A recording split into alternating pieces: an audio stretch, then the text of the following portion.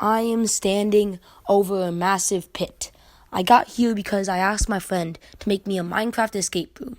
The first thing I noticed was that I was getting night vision every couple seconds from a command block.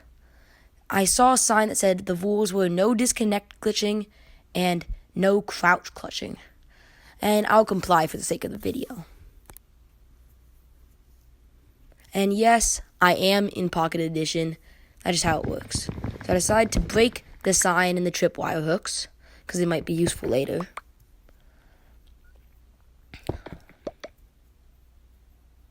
I also checked inside the barrel, and I found a block of ice. Now, you probably think you could just put the ice on top of the bedrock and then break it to melt it. But I actually had an idea of a way that I could save the ice block in case I needed it later.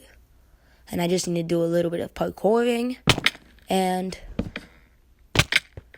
I hit it with a few hearts spare. Next, there was a bunch of lava right in front of me. I went into F5, which, remember what Canadian said, is a very good idea, and checked behind the lava. And I noticed that the source block was right where I put my sign. So the lava drained. After the lava drained, I went to another room with a weird ledge. I decided to use my ice here since that's the only way I could possibly get up. And I broke the barrel in case I needed it again later. After I swam up, I dropped down into another room that had a piston. After I broke the piston, there was redstone behind it. I knew I had to use the piston to get into the crawl space. And then I found a piece of string. Now, using the tripwire and the string, I could use a power source to power the piston. But I had to get the timing exactly perfect. And after a couple of tries, I got it. I went back to collect all the things that I could possibly get, which was pretty much everything except for the single redstone dust. And then I went on to the next room.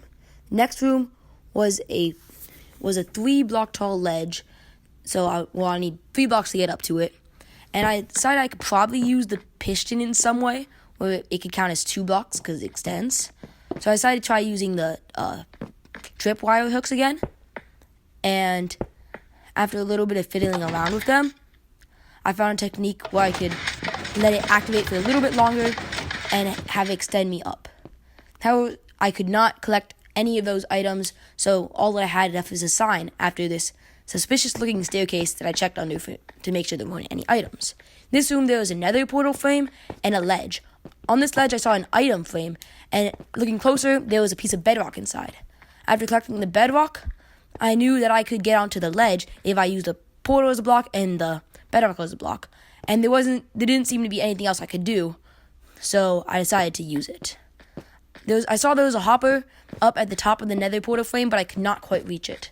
So I did my parkour up, and I also collected the item frame in case it was useful. And then after doing more parkour, I checked inside of the hopper to find a fire charge. I broke the hopper to make sure there wasn't anything behind it, and there wasn't. So I used the fire charge to light the nether portal and went in. After going in, I noticed my world was really glitchy, and there was just a wall of red, but it went out of it a little bit. I checked the top of the nether portal frames, and there didn't seem to be anything. And after looking around, I couldn't figure out until I tried to leave, and I found a deep slate block that looked like bedrock from the other side. So after breaking it, it revealed a hopper behind it. Inside was a purple block. Then I remembered that I saw an item frame on top of the passageway, so I used the purple block to parkour to where I could reach it, and I broke it out of the item frame. After that, I jumped and collected the block. Luckily, it landed towards me, so it wasn't too hard, and I got it first try. I parkoured back up and then placed the block right next to the exit under the hole, but I couldn't see anything. So I parkoured into the last room and missed. Then did all the parkour again and got back up and collected the item frame. Then I saw an iron door with a lever. Now, I could open the door with the lever, of course, and the lever would be helpful, but then I wouldn't be able to open the door. Over there was a 3-block tall wall, but, well, a 4-block tall wall, but I needed 3 blocks to get up, and I only had 1 from the door. And if you're thinking you can't mine iron doors, Mandela effect. But anyway, now I could get into the hole and see higher up. And after towering up with the door, I found that there was an item frame, and inside was a water bucket. So I mined the door, and I remember exactly where there was water that I hadn't been able to get before. So I used the piston and the lever, collected all the materials that I needed, and then used everything to get back into the other room, where I remember seeing ice block. I used the same trick that I used to get up the other room to get up this one, even though I also had the iron door and could have just used that. But, yep, I got in, and then I also used the lever instead of the tripwire hooks. But after getting up and collecting the water bucket, I collected my blocks in case I would need them, and then used the water bucket to get into the crawl space. I also towered back up with the water bucket and went all the way back to the finishing hole.